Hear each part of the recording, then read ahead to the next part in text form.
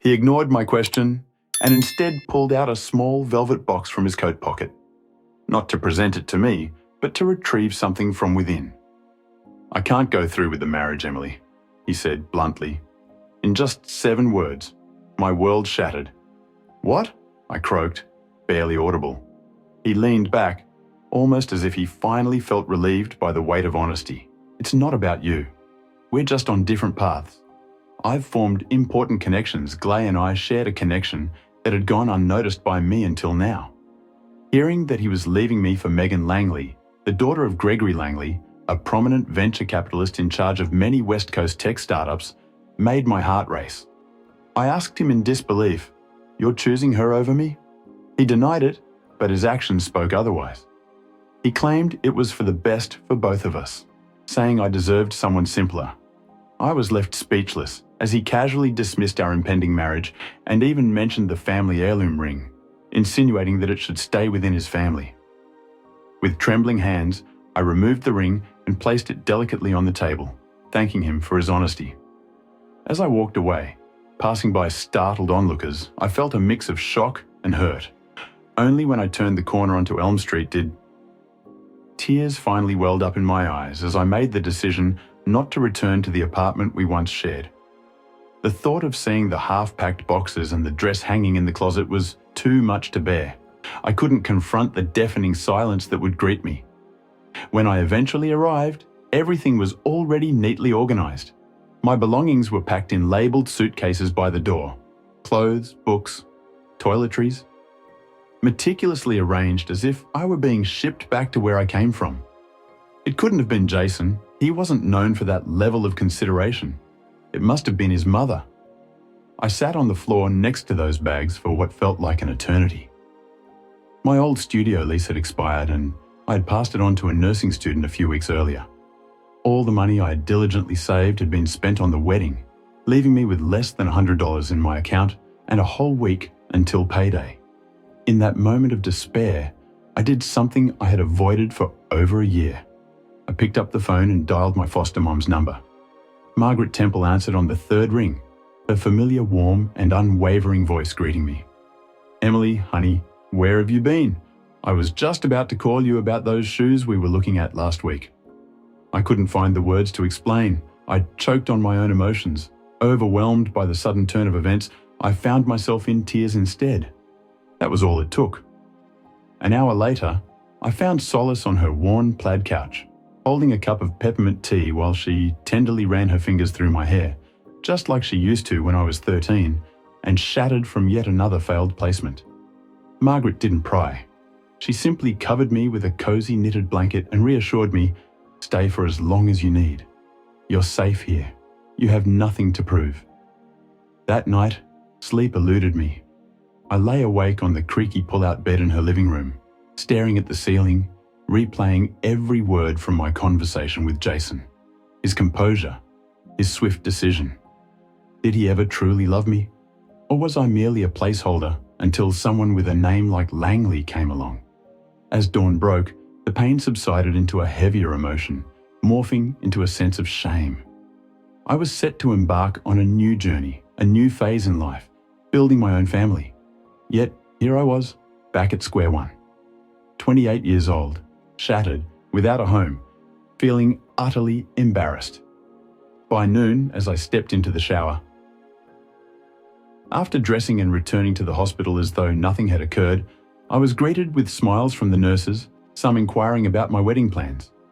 I returned the smiles, gave a nod and swiftly moved on, hesitant to reveal the truth for fear of reopening old wounds.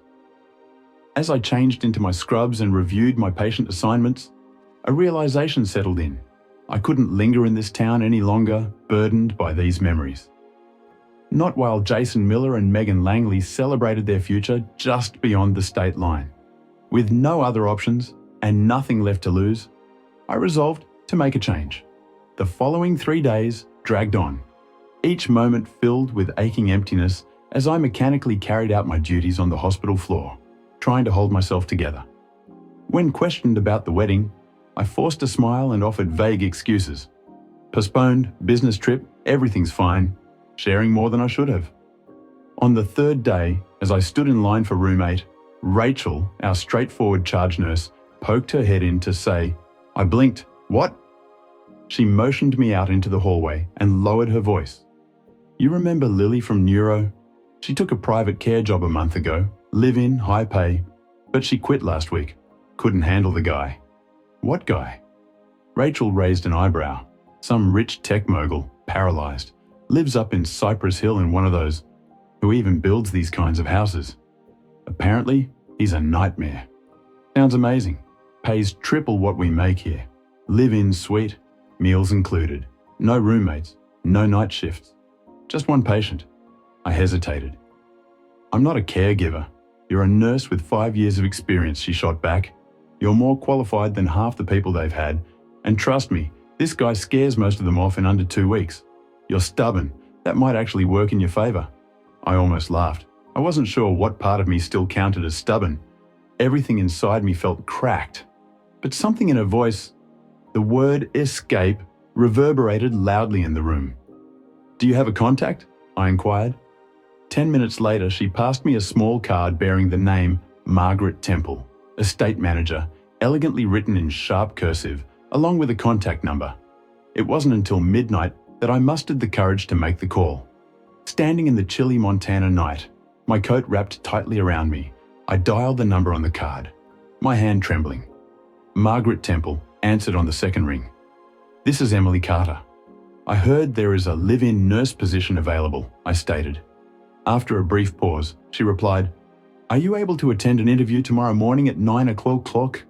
I hesitated for a moment before replying, Yes, I will be there. She instructed me to bring my credentials and references and added that the address would be sent shortly. The call ended abruptly. At 4:30 a.m., I boarded the earliest flight from Helena to San Francisco, catching a connecting shuttle that wound its way up the hills of Cyprus, leaving reality behind. It all felt like a surreal experience that I hadn't quite earned. As the shuttle approached its destination, I caught sight of the house. It stood tall and imposing, resembling a modern fortress, with gleaming sunlight and stone had been crafted into the cliffside, with stainless steel and sharp angles interwoven, resembling a mansion carved by expert hands. As my cab drew nearer, a long black gate creaked open, briefly giving me the urge to turn back. However, it was too late. Margaret Temple greeted me at the entrance. A woman in her 60s, as slender as wire with her hair tightly coiled, dressed in a pristine dark blue suit. Her gaze ran over me meticulously, suggesting a background in either the military or a hospital setting. You're early, she remarked. I didn't want to risk being late. Good, follow me. The interview proceeded swiftly as she perused my resume, posed 4 direct questions, and maintained a stern demeanor throughout. The position is yours, Miss Carter, she declared coolly. The terms are straightforward. You must be available at all times, with only 2 days off per month. No visitors are permitted. Extensive medical knowledge is essential. Absolute discretion is mandatory. Your patient is a complex individual. You will reside on the 2nd floor adjacent to his quarters. Accommodation and meals will be provided. The salary is $12,000 per month plus performance bonus, subject to specified conditions and progress. I tried to maintain a composed demeanor despite feeling the urge to burst out laughing. The offer exceeded my previous salary at the hospital by more than 3 times. Without a concrete plan and armed only with an overfilled duffel bag and a compassionate heart, I readily accepted the offer. Margaret then passed a folder across the table, instructing me to review the contract before the following day. The patient assigned to me was Mr. Ryan Hale, a name that carried no significance at the time but would soon become paramount. The next day, I nervously stood outside Mr. Hale's room with the folder clutched tightly in my hand, my heart racing. The hallway was serene, muffled by plush carpeting that muffled the sound of footsteps. The house exuded an atmosphere of sophistication and detachment, characterized by stone floors, modern designs, and an air of expensive tranquility. Margaret, standing beside me with a clipboard against her chest, questioned my resolve. Are you certain you want to proceed? she inquired without meeting my gaze. Despite some hesitation, I affirmed my commitment by signing the contract. Margaret probed further, seeking assurance. "That's not the answer to my question," she remarked. I swallowed hard before finally responding, "Yes, I'm sure." Twice he knocked, then swung open the door without waiting for a response. The room appeared vast, almost too vast. Its ceilings vaulted, glass walls offering views of towering redwood trees, with sunlight streaming across the pale hardwood floors. It didn't feel much like a bedroom. Rather, it felt like a throne room designed for a phantom. Seated by the window, in a sleek black wheelchair with his back to us, was Mr. Hale. Margaret announced coolly, "Your new nurse, Emily Carter, has arrived." He initially didn't turn, only remained there, leisurely tapping his fingers against the armrest. Eventually, he swiveled around, and I gasped. I wasn't sure what I had anticipated. Perhaps an elderly gentleman, someone frail, but Ryan Hale was youthful, perhaps in his mid-30s, commanding even while seated, with short dark hair, a defined jawline, and eyes reminiscent of cut glass. Yet, there was a weariness about him. His complexion was pallid, his physique wiry, but it was his expression that gave me pause.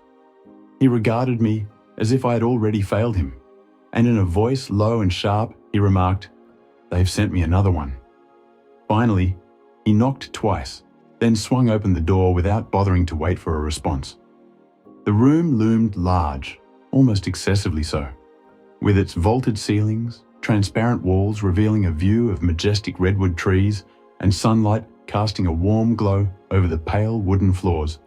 The space resembled less of a bedroom and more of a grand hall meant for a spectral being. Perched by the window in a sleek black wheelchair, facing away from us, was Mr. Hale. Margaret announced briskly, "Emily Carter, your new nurse has arrived." Initially, he did not budge, simply sat there, methodically tapping his fingers against the armrest. However, after a moment, he swiveled around, and my breath itched. I had not known what to expect. Perhaps an elder gentleman, someone frail, yet Ryan Hale was young, likely in his mid-30s, towering even while seated, sporting short dark hair, a chiseled jawline, and eyes sharp as glass shards. Nevertheless, there was a palpable fatigue in his demeanour. His complexion was ashen, his physique slender, but it was his gaze that gave me pause. He gazed at me as if I had already let him down, and in a voice laced with bitterness, he murmured, "They have sent me another one." I tried to speak, but he interrupted me. "What's the wager this time, Margaret? A week? 10 days?" Margaret remained silent and simply stated, "I'll leave you two to get acquainted," before exiting and closing the door behind her. A heavy silence filled the room. "I'm not here to place bets," I asserted after a pause. "I'm just here to do my job." He rolled his chair closer, regarding me like a displeased art critic. "And what job do you think that is? Medication? Physical therapy? Monitoring vitals? Supporting rehabilitation?" He scoffed. "You forgot the part where you nod sympathetically as I struggle to walk again. That's usually the highlight for everyone." I maintained my composure. "I'm not here to pity you," I asserted firmly. He cocked his head slightly. "Oh, that's a new approach. Most break by day 3. Perhaps I'll surprise you." "Maybe," he mused, although the smile playing on his lips revealed his skepticism. The day continued in strained silence as I carried out my duties, administering medications and reviewing his physical condition. Therapy plan notes were taken as Ryan continuously made sharp comments, testing and pushing boundaries. But I remained composed. I have experienced working with individuals such as veterans who have lost limbs, teenagers who displayed fear during injections, and mothers who cried while on morphine. Ryan Hale's behaviour did not intimidate me. While preparing his room for the night, he suddenly remarked, "You're not what I expected." I paused and looked up, expecting more, but he continued, "No, you haven't asked about the accident. I figured you'd tell me if you wanted to." After a brief silence, he disclosed that he was injured on a solo ski trip, losing control on a ridge and waking up in a helicopter unable to walk since. I acknowledged his disclosure, and he stared at me, eventually asking why I chose this job. I met his gaze and replied, "Because I've been deceived and discarded before." His expression briefly shifted, revealing a vulnerable moment before he turned away, saying, "Don't get attached," he stated. "I don't do gratitude, and I don't do friendship." "Understood," I responded. "I don't do illusions." There was a moment of silence before he continued. On the fifth night, I found myself awake despite not intending to be. The howling wind outside had been unsettling, rattling the windows as if a restless spirit was unsure whether to enter or remain outside. Deciding to close the blinds, I noticed the light still on in the West Wing gym, an area rarely visited alone by Ryan. Initially ignoring it, I assumed he had fallen asleep watching TV in there. However, a quiet, instinctive feeling urged me to investigate. I slipped on a sweater, made my way down the silent hallway, and discreetly opened the gym door for a peek. What I witnessed halted me in my tracks. Ryan Hale was standing, albeit not fully independently. He clutched a pair of parallel bars, his arms straining, sweat glistening on his brow, legs trembling beneath him. His muscles were tense, but he moved slowly and deliberately, each step taken with precision. My breath hitched as I watched him. He was so focused that he didn't notice me at first until the door creaked and gave me away. As he turned and locked eyes with me, his expression shifted from concentration to anger in an instant. "What are you doing?" he snapped. I had heard a sound and felt compelled to investigate, but now I was frozen in place, not from fear but from a newfound realization in my chest. He was not hopeless, not defeated. He was merely hiding his progress. "Why are you keeping this a secret?" I inquired softly. His grip on the bars tightened, his knuckles turning white. "Because the moment people see progress, they expect miracles." "That's not how healing works," he bitterly chuckled. "No, but it's how disappointment works. I've seen others walk away when they realized I wouldn't magically return to my former self. I won't go through that again. So instead, you pretend nothing has changed?" Without a word, he stiffened, suggesting he had surrendered. His jaw clenched, indicating his resistance. Stepping closer cautiously, as if soothing a wounded animal, I met his gaze. His eyes burned with anger and uncertainty. "Maybe I do understand," I offered. "I won't expose you," I assured him, "but if you allow me to assist you genuinely, we can strive towards a brighter future together. You don't have to face this alone. Why do you even care?" he demanded. "Because I know the feeling of having your dreams shattered and being forced to pretend everything is fine," I explained. He examined me intently, his breath heavy and perspiration glistening on his skin. I anticipated him to raise his voice, kick me out, or threaten to dismiss me. Instead, he slowly sank back into the chair, silent and drained. After a moment, he relented. "Fine." My heart leaped with hope. "This stays between us," he emphasized. "No one else can know." "I agree," I replied. "You can dictate the pace, and I'll support you. Your command is my guide." He scrutinized me, his eyes sharp yet revealing a subtle change. "You're different from the others," he observed quietly. I shrugged, not intending to be helpful. The following morning, we began our sessions early, in silence, before Margaret awoke and the sun fully illuminated the kitchen tiles. Each step he took seemed to be a struggle, precise and deliberate, as if defying gravity with sheer determination and muscle memory. And yet, he persevered, and I was there beside him, offering support without applause or tears. With one hand exploring the unknown, he cautiously avoided losing himself in it. It all began with a voice. While organizing the medication cabinet in my room, I heard a deep, self-assured voice that was too smooth to be Ryan's or any household staff members. Intrigued, I silently followed the sound down the main hallway and discovered a man in his early 40s lounging on the leather couch in the west sitting room. His expensive watch glinted in the morning light as he held a drink that clearly wasn't juice. "Ryan, you look terrible," the man chuckled. Sitting across from him, Ryan mustered a tight smile and replied, "Good to see you, Eric."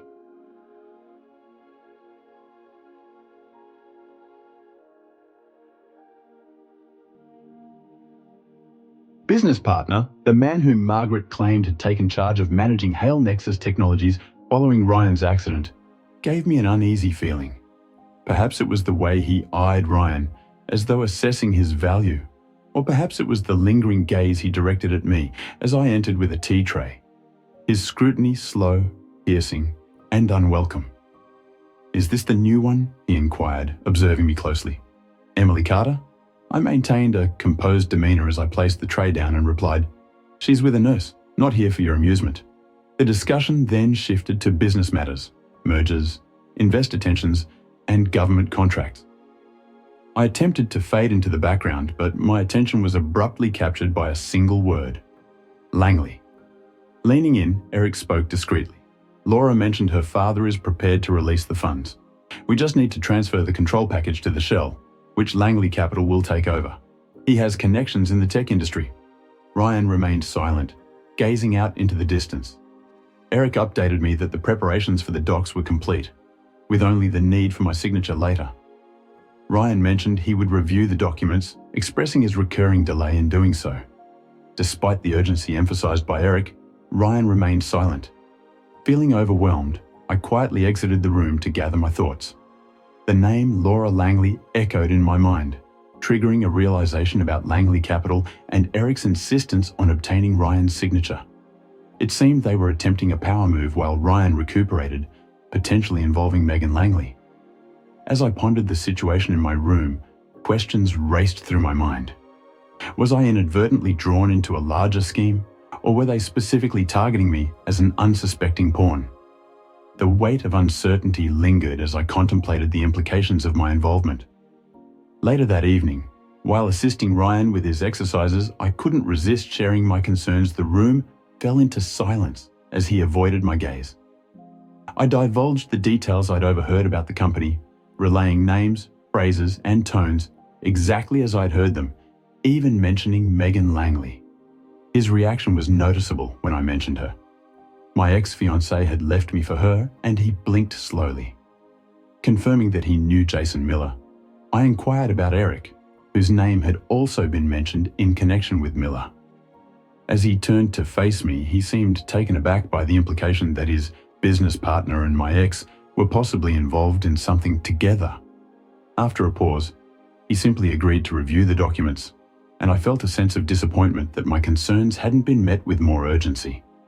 Ryan's return to silence left me feeling ignored, as if my words had vanished into thin air.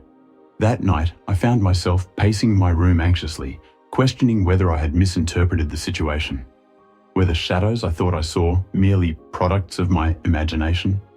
Or was I onto something real, only to be dismissed by everyone around me? The next morning, a knock on my door interrupted my thoughts, a gesture that was unusual for him. Upon opening it, Ryan sat in his wheelchair, holding a folder in his lap. "You were right," he began. "Langley Capital isn't simply investing.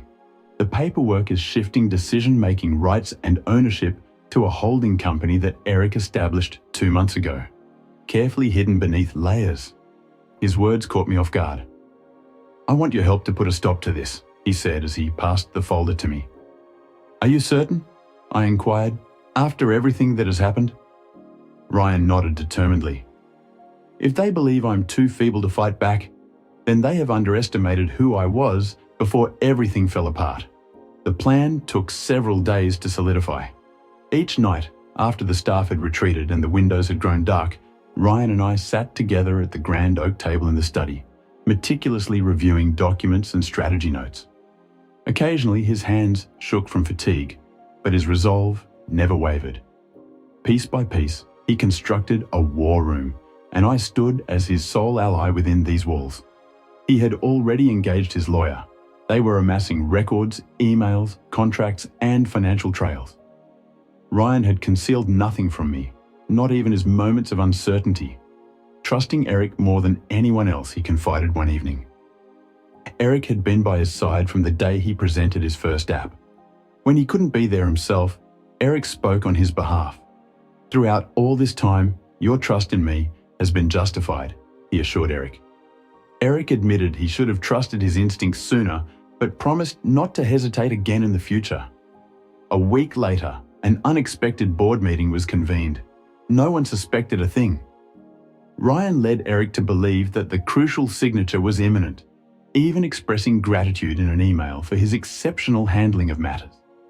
That same afternoon, Eric dressed in a finely tailored midnight blue suit for the first time, exuding a sense of impeccable elegance that captivated onlookers. Although still recovering, his confident movements as he walked to the conference table with a cane commanded attention.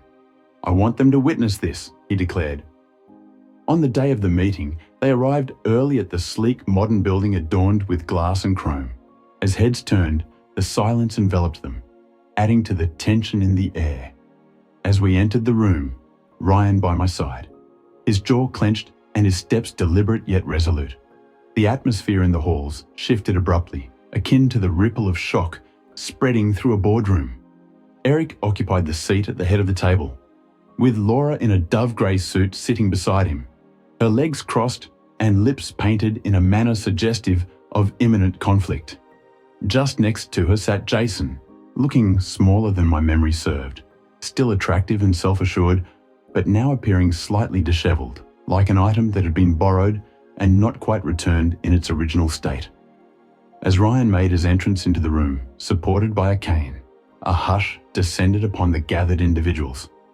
"You're walking," remarked Eric. "Not perfectly," Ryan replied, "but adequately."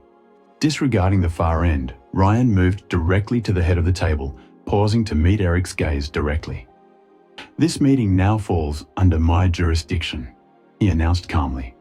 With a deliberate motion, he set a folder on the table and opened it, revealing a trove of evidence detailing every deceptive maneuver and hidden clause that Eric had utilized in his attempts to surreptitiously wrest control of Hale Nexus Technologies through a private transaction. The company, owned by Langley Capital, didn't faze Laura. Jason appeared uneasy, while Eric's face paled. "You can't prove intent," Eric muttered. "I don't have to," Ryan replied calmly. "I only need to prove a breach of fiduciary duty, which I just have." The board members started to murmur, and the general counsel stood up. "Mr. Hale, would you like to request an immediate vote of no confidence?" he asked. "I would," Ryan answered decisively, effective immediately. Chaos ensued, with Laura being the first to rise, her heels echoing like gunshots. "You don't know who you're dealing with, Ryan," she warned. "Oh, I do," he replied softly. "A woman who relies on her father's name and a man who compromises everything for a shortcut." Laura scoffed. "And your associate?" she jabbed. "What about her?" Ryan turned to me. "She's the reason I'm here today." Jason shifted his gaze. The board voted unanimously, resulting in Eric's removal, contracts being annulled, and control being restored. After the room cleared out, Ryan and I remained. Leaning on his cane, Ryan turned to me. "You did it," I whispered to him. "No," he replied, "we did." In that moment, a wide, genuine smile graced his face for just a moment, and a realization dawned on me. It wasn't just him taking those first steps that day. I was on a journey of my own. As weeks went by, the once desolate mansion felt more alive. Windows were thrown open, sunlight flooding the halls and even the garden, which now seemed to breathe with renewed vitality. Even though Ryan still faced challenges, his pain affecting him daily, there was a noticeable shift. The bitterness that once tainted every move he made was beginning to fade, and I felt it within myself as well. I stopped mourning the lost wedding I never had and let go of the name that almost defined me. Slowly but steadily, I started to see beyond being someone discarded, rediscovering joy in reading, running along the private trail, and laughing without restraint. Ryan, despite his rice-burning escapades and colourful language in the kitchen, made an effort to cook each week. I stood by the stove, allowing him to take charge, as if it owed him something. Perched on a stool at the kitchen island, my legs were drawn up and a smile played on my lips as I observed his frustration. It was our little custom, unspoken, yet deeply cherished. One evening, he presented me with a dish whose contents eluded me, jesting, "If this ends up being your demise, I want it documented." Playing along, I retorted, "Well, at least you'll inherit the company." He hesitated before dropping a bombshell. "Actually, no. I've transferred ownership to a trust that includes you." Stunned, I gazed up at him. "What?"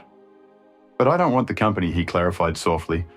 I want you to know that I have found something more profound with you than I ever did with anyone else. I want you to be a part of what comes next." His words left me speechless. "Ryan," he murmured, pulling a small black box from his pocket. "Before you respond, please understand that you don't have to give me an answer today or even this year. I am still navigating my way back to being human, and I realize you didn't sign up for any of this." With a swift movement, he opened the box to reveal a simple gold ring adorned with a small sapphire in the center. The sight took my breath away, and I knew in that moment. He asked gently, "Will you walk this road with me? Not as a savior, but as a reminder of who I am." As he spoke, I didn't shed tears, but instead felt a deep sense of peace, like emerging from a dark forest into a serene clearing. I accepted the ring, placing it on my finger with a whispered response. "I'm not ready to say yes, but I'm not saying no either." His laughter filled the moment, acknowledging my typical indecisiveness.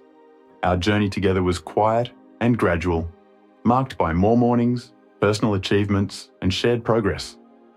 He celebrated walking on his own while I achieved certification for my private practice. The house we shared no longer felt like just his. It had become a place where we both belonged. Amidst this, Jason reached out once, but I didn't feel the need to respond.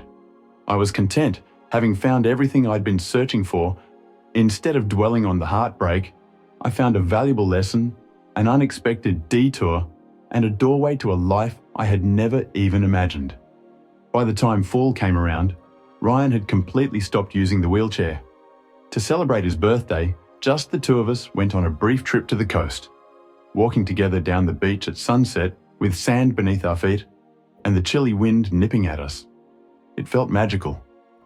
As we stood overlooking the ocean, Ryan wondered aloud, "Do you think we'll ever return to who we were before?"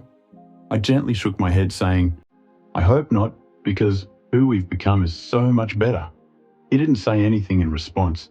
Instead, he reached for my hand and held it tightly, not wanting to let go,